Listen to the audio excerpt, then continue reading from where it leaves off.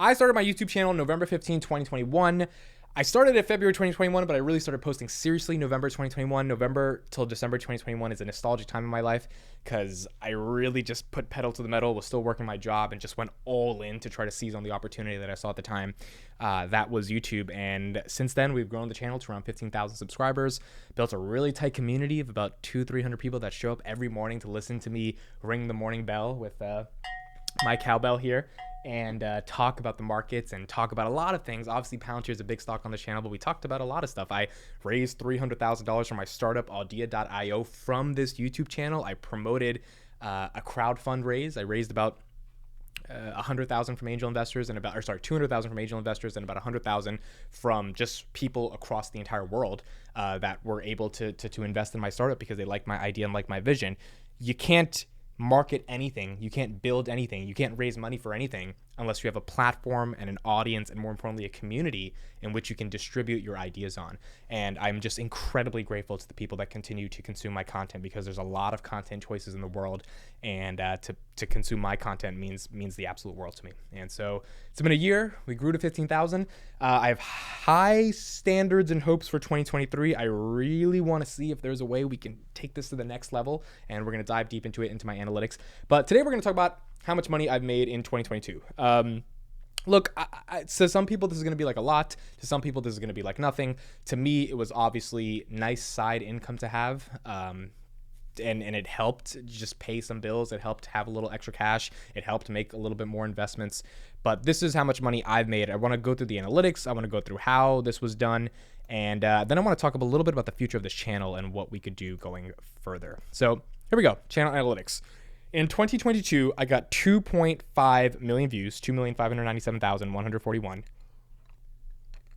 People spent 341,000 hours of their life watching my videos, which is pretty cool. 13,400 subscribers, and that's because I had about 2,000 subscribers by the end. You know, monetization actually happened kind of quickly for me. I got monetized in 19 days. So you need 1,000 subscribers and 4,000 watch hours. I started November 15, 2021. By the end of December, I think I had already had 2,000 subscribers or something like that. So it was rather quick in terms of the subscriber growth, at least in that initial early stage. And revenue was $16,976.15. We have about another month and a half left to go of the year. So probably we'll round that out to around 18,000, maybe 19,000. We'll see. Ad revenue tends to be a little bit more higher in November, December, because companies have ad budgets that they just want to like bloat out at the end of the year. But given the recession that's happening right now, I'm not sure if that's going to be the case. So we're going to see what happens. But this is the money that was made on this channel in 2022. So let's take it month by month and let's actually go a little bit more deeper into it. So let's start off with January 1st till 31st. 364,000 views on the channel, 45,000 watch hours. This was a big month, 4,000 subscribers. We had some pretty big days, had some really nice videos, kind of hit a little bit more of the algorithm, get into people's feeds. $2,183. The highest day we had on this channel was $123.32. Then let's go to February. February was a really interesting month. February, we ended up doing 500,000 views, roundabout, 66,000 watch hours, 4,000 subscribers. There's only 28 days in February as well, so it was a shortened amount of time, but a lot more content was created and posted and discovered. And $3,638.37. The highest paid day we had was $206. Believe it or not, this was the biggest month for me in 2022. It was after this month where things started going down constantly, just slowly declining growth in terms of everything: subscribers, views, all that stuff, money, which is a result of subscribers and views. It wasn't horrible, but it wasn't as amazing. It wasn't this type of growth trajectory that you kind of wanted to see. So then in March, we went down to 330,000 views, which is a lot lower than 497,000. Watch time lower, subscribers lowered, and then ad revenue lowered as well. Now, I don't think the reason for this is less videos, to be honest. The videos were pretty much the same. I was uploading, as you can see on the bottom, close to look at this, 4 times a day, 3 times a day, 2 times a day, 5 times a day, 2 times a day. I did a lot of live streams. This was one day I missed, and then 3 times a day. So it really wasn't, I think, the quantity of content.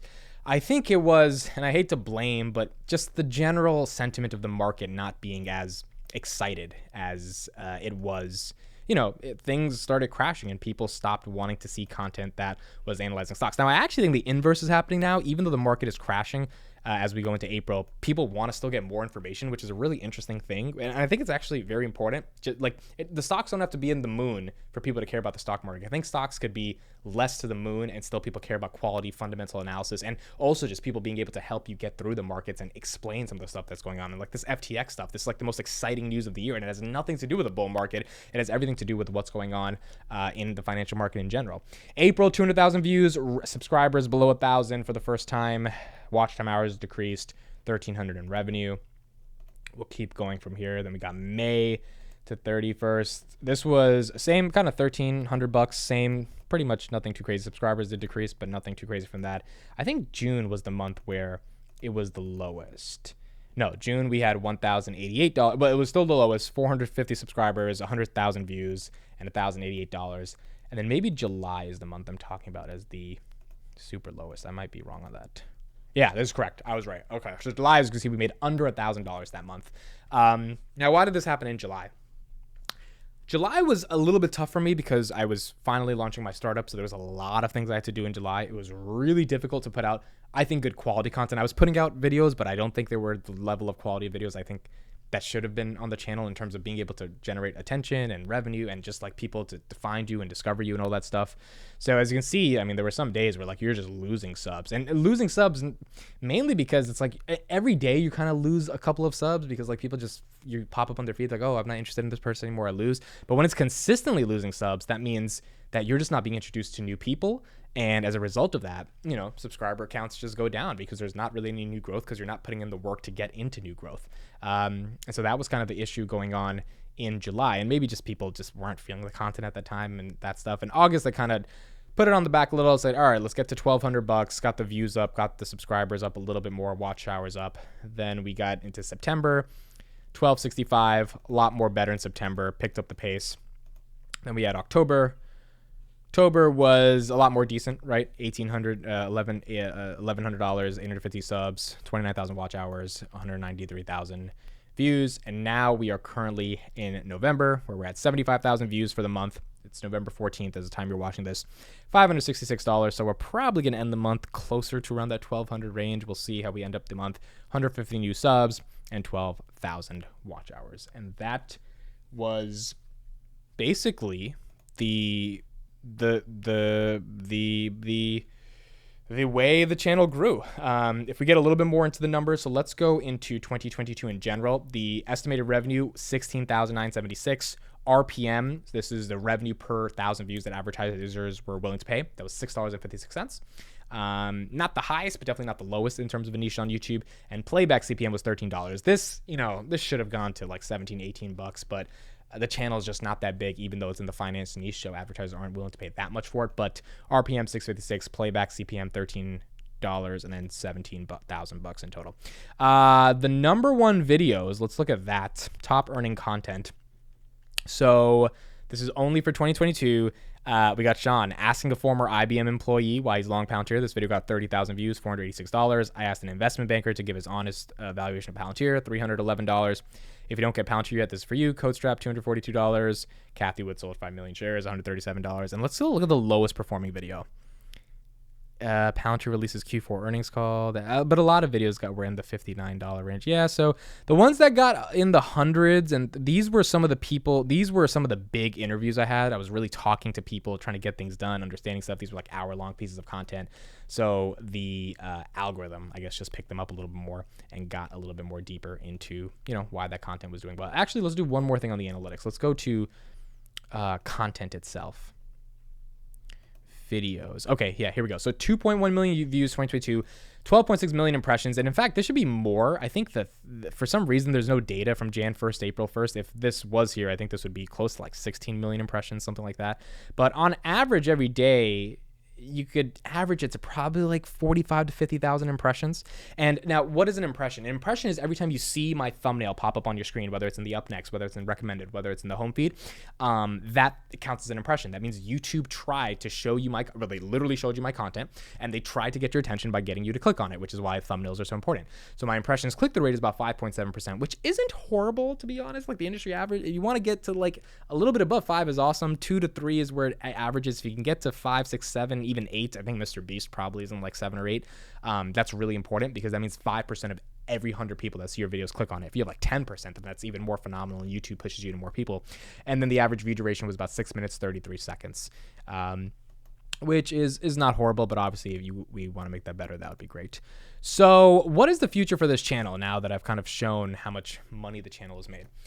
Look, I think the channel can 10x. I think this channel can really grow. The beautiful thing about YouTube is that they have all the users, they have all the eyeballs. All you need to do is figure out how to have a symbiotic relationship with the platform for them to be able to recommend your content. Recommendations, it's the thesis of my entire startup, right? My entire startup's thesis is that audio discovery sucks. And if we could get audio creators to get impressions on home feeds, then we would have a better way for them to be ultimately discovered by the masses. And if they're discovered by the masses, then they're going to use our platform, they're going to trust our platform, and our platform can end up becoming really valuable one day because that platform has the ability to get you discovered. So in the context of YouTube, because YouTube has 2 billion monthly active users, their entire job and goal is to show as many impressions as they can. If they can show more people your content and people click on that content, then they're going to show your content to even more people. That's how discovery happens. Think about the creators you subscribe to on YouTube and follow on YouTube. How did you find them? That's the question. How did you find me? I would love to know, by the way, if you made it this far into the video, to put in the comments, how did you find me? I mean, this is the most important question, because if you found me because I just popped up on your feed or I maybe popped up in search, it means that YouTube gave you an impression of me, metaphorically and literally. And as a result of that impression, no matter what I was doing in the thumbnail or what got your attention from it, you clicked. And if you chose to subscribe, that means you saw some value in it and you wanted more of this. And the irony of subscribing to a creator on YouTube is you can't watch all of their videos all the time, right? Because you only have so much time in the day. You might subscribe to 100 people. You can't watch 100 videos a day. Sometimes people do, but you kind of have to selectively create a community on this platform. And this is advice for any content creators that want to start YouTube, that are your core base, that actually care about you. And when I had 400 people on a live stream listening to me explain my idea for Audia back on July 27th when I introduced it to the world. Sorry if this was a little blurry, by the way. That really showed me that there's a core base of people that really care about what I'm doing. And the fact that about 250 people come every morning to the morning open, when I do live streams, late night stock talks, about 150 people come. Like, the people that come, they actually care about this channel. They support this channel. They care about me. They care about my goals, my ambitions. They want to see me win. And that's a really meaningful thing. It's really hard to build that community. You've got to do a lot of work. I can do more videos in the future if people want advice on how to do that. But building that base is what allows your channel to have a foundation, and then you're trying to get more people to join that base. And it's really hard to get people to join that base because they got to care about you. They got to give a shit about you. But you got to get as many eyeballs as possible to then at least convert some of them to join that base, and for them to have a reason to say you've got to keep creating, you've got to keep being valuable, you have to keep offering a proposition for them to consume. I mean, being a creator is really difficult. And if you take all the hours I've worked in 2022 and divide it by 17,000, I mean, 17 grand divided by, what is it? I did 11 months. Let's just even say it's 10 months. It's only 1,070 a month, right? Or sorry, 1,700 a month. CodeStrap's going to get me on that because I suck. He knows I suck at math. 1,700 a month. If you take the number of hours I work every day, so 1,700 divided by 30, what's that? That one I actually need the calculator for. I'm not sure. That's $56 a day.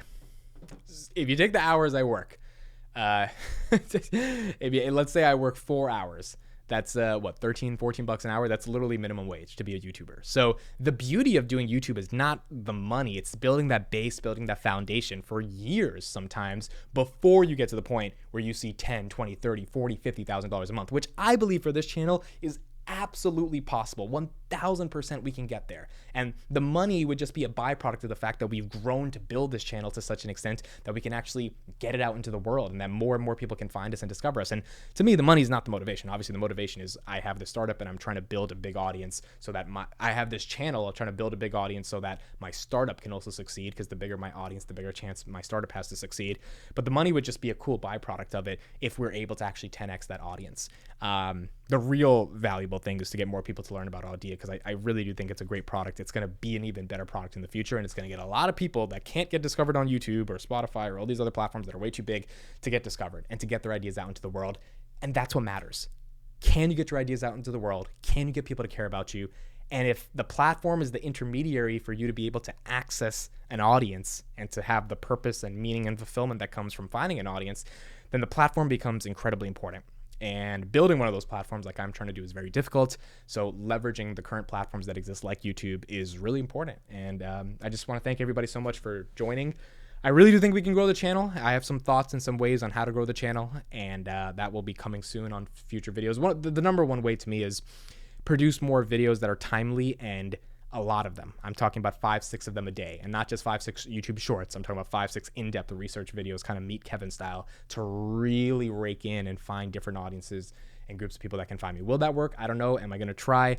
I'm getting very close to building the systems and processes that it takes to really get that many videos out there that are high quality and high level research, and then hopefully build an audience and a fan base that can grow more exponentially from there. Because if we can do that, we can take this to the next level. So that's how much YouTube paid me in 2022. Thank you so much for listening and watching. Thank you so much for supporting and being on this channel in the first place. If you're new here, check out the content. Twitter down below in the description. My startup, you can check out in the description as well. I'll see you guys in the next one.